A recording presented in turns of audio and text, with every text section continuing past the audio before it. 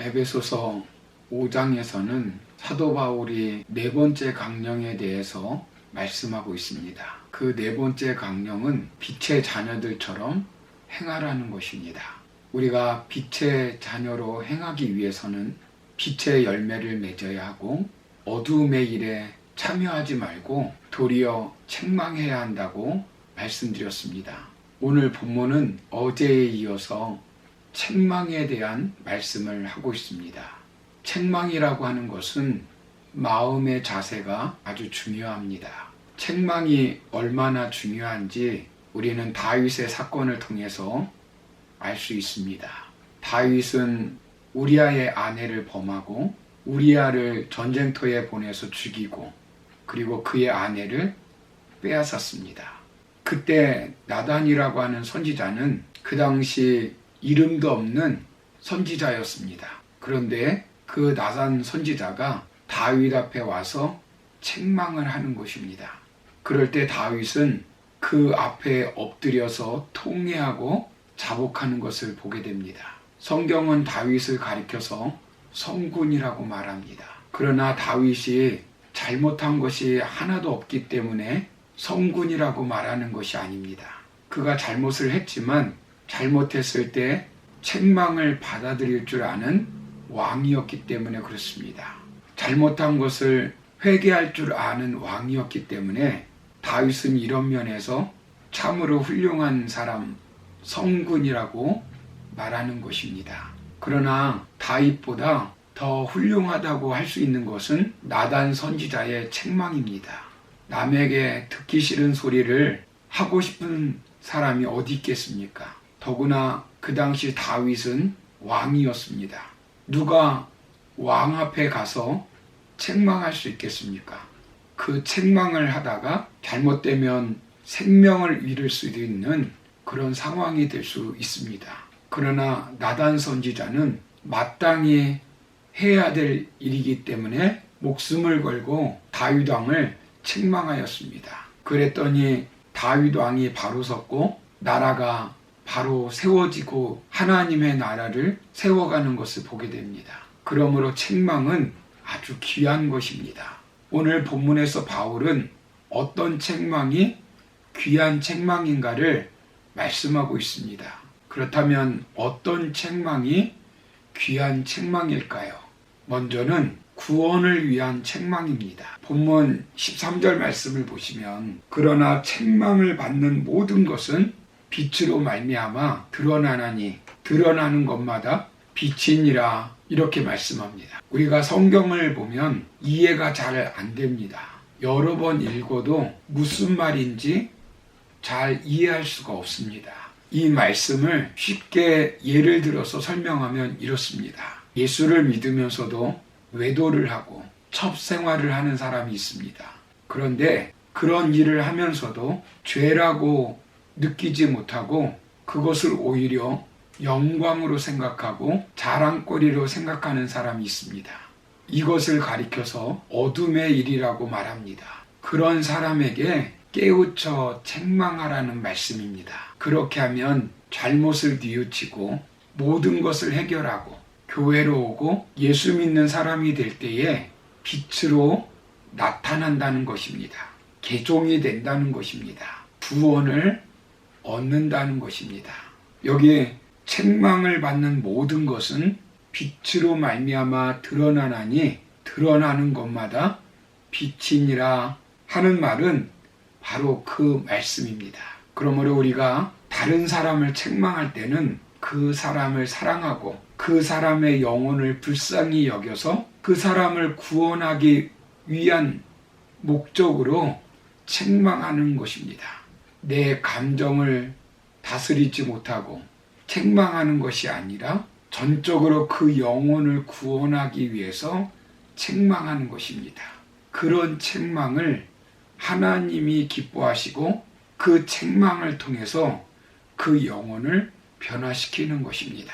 저와 여러분들은 사사로운 감정에 의해서 책망하는 것이 아니라 그 영혼을 불쌍히 여기고 그 영혼을 구원하기 위한 목적으로 책망을 아끼지 않는 하나님의 종들 되기를 주의 이름으로 축원합니다. 이것이 빛 가운데 행하는 삶의 모습입니다. 또 하나, 말씀으로 책망해야 합니다. 본문 14절 말씀을 보시면 그러므로 이르시기를 잠자는 자여 깨어서 죽은 자들 가운데서 일어나라. 그리스도께서 너에게 비추이시리라 하셨느니라. 이렇게 말씀합니다. 여기 잠자는 자여라고 말씀합니다.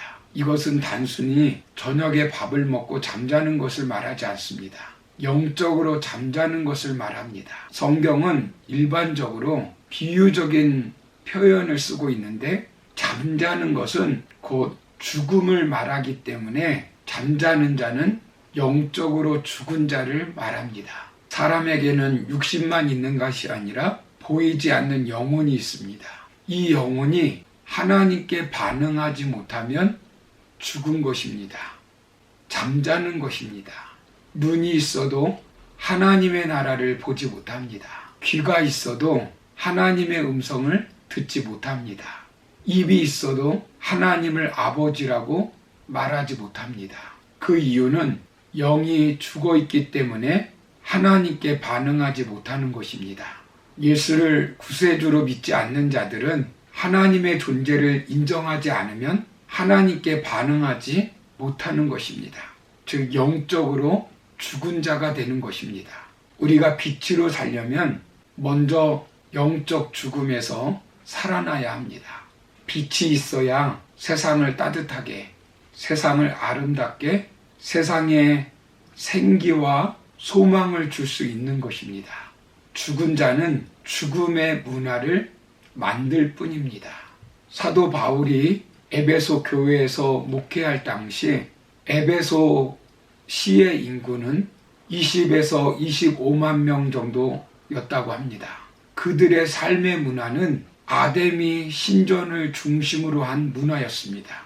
에베소에 사는 시민들은 그 아데미 신전지기가 되는 것이 소원이었고 굉장한 자부심을 가지고 있었습니다. 소아시아의 많은 순례객들이 들어와 아데미 여신에게 경배도 하였고 돈을 맡겨 은행 역할을 했다고 합니다. 전쟁이 일어나도 파괴되지 않는 가장 안전한 곳이 신전이라 생각했기 때문이라고 합니다. 이 신전이 그들 생활의 중심이 되다 보니까 이교 문화권에 속해 있었는데 온갖 도덕적 타락과 부정이 성행했다고 합니다. 예배 의식으로 매춘을 하고 살인자들, 도적들, 강도들이 피난하는 자유로운 도시가 되었다고 합니다. 자연스럽게 그들에게는 착함보다 악함이, 의로움보다는 부패함이, 진실함보다는 거짓과 속임수와 가증스러운 탐욕이 횡행하는 도시가 된 것입니다. 이곳에 바울이 에베소 교회를 개척해서 3년 가까이 목회를 하였습니다. 그 에베소 교인들은 예수를 믿은 지 얼마 되지 않는 교인들이었습니다. 인원도 얼마 되지 않습니다. 이들이 그 시대의 죽음의 문화, 어둠의 문화를 바꾼다는 것은 계란으로 바위를 치는 꼴이라 할 수 있습니다. 그런데 그들은 빛의 자녀로 목숨을 걸고 믿음으로 살다가 로마의 어둠의 문화를 빛의 문화로 바꾸었습니다. 그 당시나 지금이나 마찬가지지만 죽은 자의 문화, 어둠의 문화는 음란의 문화, 폭력의 문화, 허위의 문화가 가득한 대표적인 특징이라 할 수 있습니다. 결국 죽이고 죽이는 것입니다. 생명을 주는 문화가 아닙니다. 그러나 예수님을 믿어 영적 생명을 얻으면 달라지게 되어 있습니다. 예수 그리스도를 믿으면 인생이 달라집니다. 빛의 문화로 바뀌게 되어 있습니다. 그런데 이렇게 깨어나게 된 원동력이 어디 있을까요? 말씀이 역사했기 때문입니다. 우리는 하나님의 말씀을 믿고 전해야 합니다. 뿐만 아니라 책망할 때도 하나님의 말씀을 가지고 책망해야 합니다. 하나님의 말씀으로 책망할 때 잠자는 영혼들이 깨어나기 시작합니다. 우리가 책망할 때는 나의 감정과 기분을 가지고 하지 말아야 합니다. 나의 이해 타산을 가지고 하지 말고 하나님의 말씀을 인용해서 책망해야 합니다. 책망의 표준은 하나님의 말씀입니다. 그때 그 말씀이 날성 검보다 예리해서 놀라운 변화를 일으키고 그 영혼을 살리는 놀라운 역사가 일어나게 되는 것입니다. 구약 성경을 보면 소돔과 고모라가 멸망했을 때 롯은 그의 딸과 청혼한 사위들에게 하나님께서 이 성을 멸하신다고 하는 소식을 전해 주었습니다. 그러나 그들은 농담으로 여겼더라 말씀합니다.